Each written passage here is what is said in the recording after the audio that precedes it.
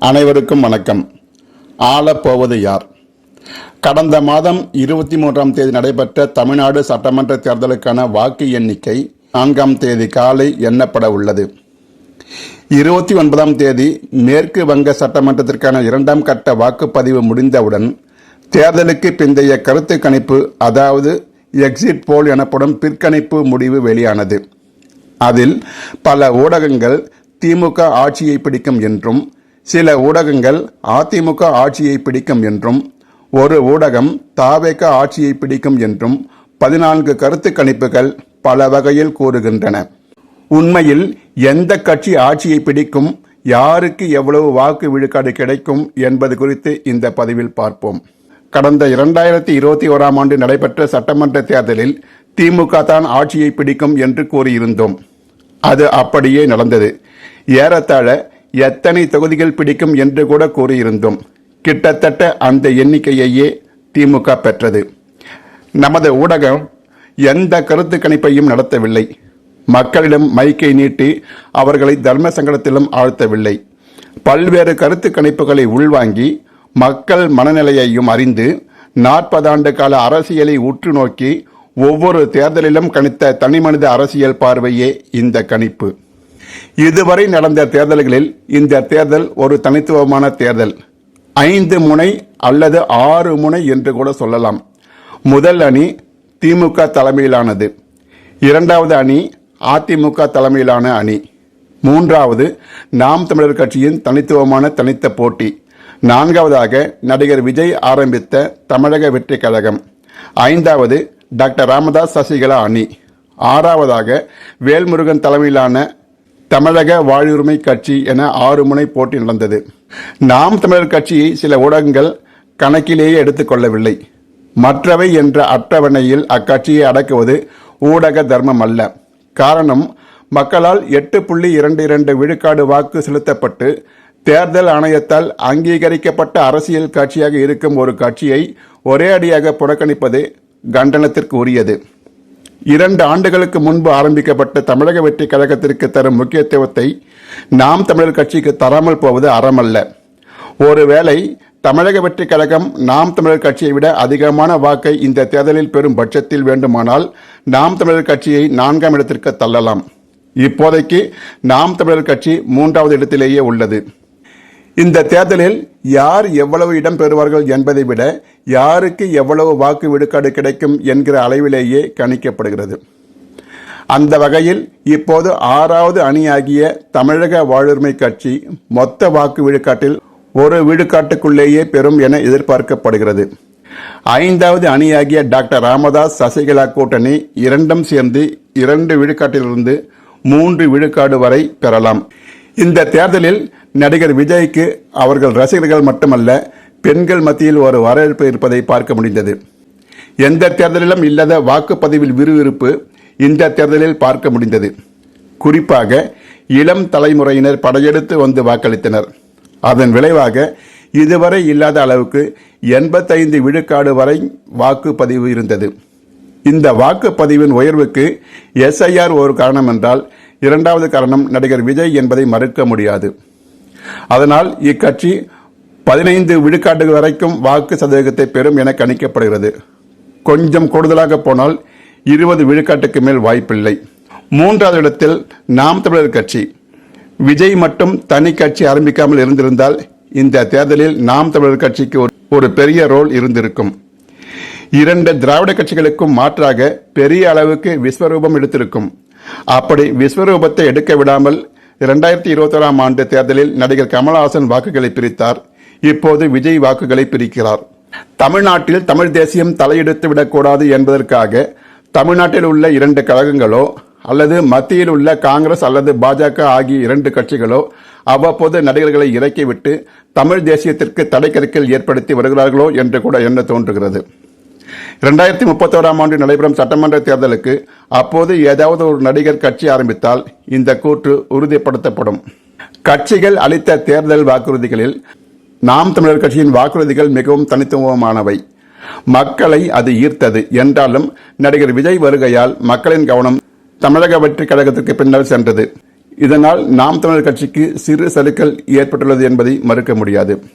அதே நேரத்தில் சிலர் நாம் தமிழர் கட்சியின் வாக்கு அப்படியே பாதியாக குறைந்துவிடும் என்று கூறுவதெல்லாம் அறியாமை. விஜய் நாம் தமிழர் கட்சியின் வாக்கை பிரிப்பது உண்மைதான். ஆனால் அந்த வாக்கு 2 விழுக்காட்டு அளவுக்குள் இருக்கும். அதே நேரத்தில் நாம் தமிழர் கட்சிக்கு புதிய வாக்காளர்கள் பெருமளவு வந்துள்ளனர் என்பதையும் மறுக்க முடியாது. கொள்கை பிடிப்புள்ள யாரும் நாம் தமிழர் கட்சிக்குத்தான் வாக்களித்திருப்பார்கள். எனவே நாம் தமிழர் கட்சி 10 விழுக்காட்டை எட்டும் அல்லது 12 15 விழுக்காடு வரை பெறுவதற்கும் வாய்ப்புள்ளது. அப்படி ஒருவேளை 15 விழுக்காடு வாக்கு வாங்கிவிட்டால் அக்கட்சி தனது 3வது இடத்தை தக்க வைத்துக் கொள்ளும். நாம் தமிழர் கட்சி 3வது இடத்தை தக்க வைத்துக் கொண்டால் தமிழக வெற்றி கழகம் இயல்பாக 4வது இடத்தை தான் பிடிக்கும். 3வது இடம் யாருக்கு என்பதில் நாம் தமிழர் கட்சிக்கும் தமிழக வெற்றி கழகத்திற்கும் தான் போட்டி. அடுத்து 2வது இடத்தில் இருக்கும் அதிமுக அணி. இந்த தேர்தலில் அதிமுகவுக்கு 4 வழிகளில் வாக்குகள் பிரிகின்றன. முதல் வழியாக தமிழக வெற்றி கழகத்திற்கு பெரும்பாலான வாக்குகள் பிரிந்துள்ளன. 2வதாக தென் தமிழ்நாட்டில் முக்குளத்தூர் வாக்கை சசிகலா பிரித்து விடுகிறார். வடக்கே டாக்டர் ராமதாஸ் அவர்கள் பாமகவின் வாக்குகளை ஓரளவு பிரிக்கிறார்.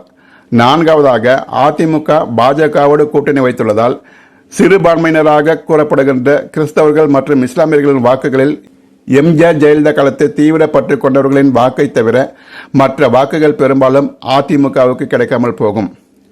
அந்த வாக்குகளை தமிழக வெற்றி கழகம் தட்டி செல்லும். அதிமுகவுக்கு இவ்வளவு பலவீனங்கள் இருந்தாலும் கடந்த 5 ஆண்டு கால திமுக ஆட்சியின் தவறுகளால் ஆன்டி இன்கம்பன்சி எனப்படும் அரசுக்கு எதிரான மனநிலை வாக்குகளில் பெரும்பாலானவற்றை அதிமுக பெற்றுவிடும்.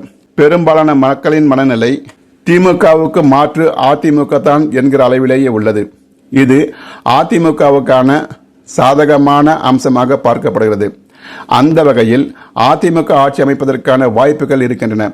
அதிமுக கூட்டணி 30 விழுக்காட்டு வரைக்கும் வாக்குகள் பெறும். அடுத்து முதலிடத்தில் இருக்கும் திமுக அணி. இந்த அணிக்கு தலைமை ஏற்கும் திமுக கடந்த 5 ஆண்டுகளாக தமிழ்நாட்டை ஆண்டது. மகளிர் இலவச பேருந்து பயணம் என்ற ஒரே ஒரு திட்டம்தான் அனைத்து தரப்பு மக்களுக்கும் பயன்பட்ட திட்டம். ஆனால் அந்த திட்டத்தை பொன்முடி போன்றவர்கள் ஓசி ஓசி என்று கேலி பேசி பெண்களே அந்த பயணத்தை வெறுக்கும் அளவுக்கு தள்ளிவிட்டது. அடுத்ததாக மகளிர் உரிமை தொகை. முதலில் அனைவருக்கும் உரிமை தொகை என்று கூறி பின்னர் தகுதி வாய்ந்த இல்லத்தரசிக்கு என்கிற அளவில் சுருங்கி போனது. இதன் விளைவாக தகுதி இல்லாத இல்லத்தரசிகள் எப்போது தேர்தல் வரும் என்றே எதிர்பார்த்திருந்தனர். அந்த எதிர்ப்பை இந்த தேர்தலில் காட்டியிருப்பார்கள். அந்த வகையில் திமுகவுக்கு தகுதி இல்லாத இல்லத்தரசிகளின் வாக்குகள் விழுந்திருக்காது. பொதுவாக எப்போதுமே அரசுக்கு எதிரான மனநிலை மக்களிடம் இருக்கும். ஆனால் அது 1996 ஜெயலலிதாவுக்கு இருந்த அளவுக்கு இல்லை என்பதை மட்டும் உறுதியாக கூறலாம்.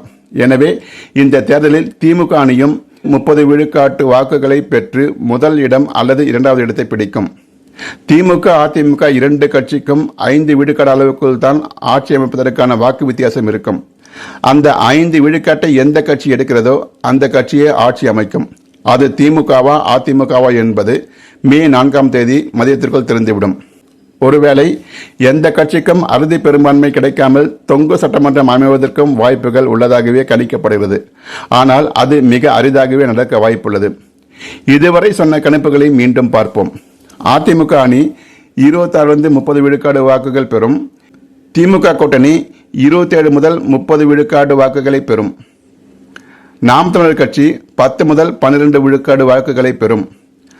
தமிழக வெற்றி கழகம் 11 முதல் 15 விழுக்காடு வாக்குகளை பெறும். பாமக சசிகலா அணி 2 விழுக்காடு. தமிழக வாழ்வுரிமை கட்சி 1 விழுக்காடு.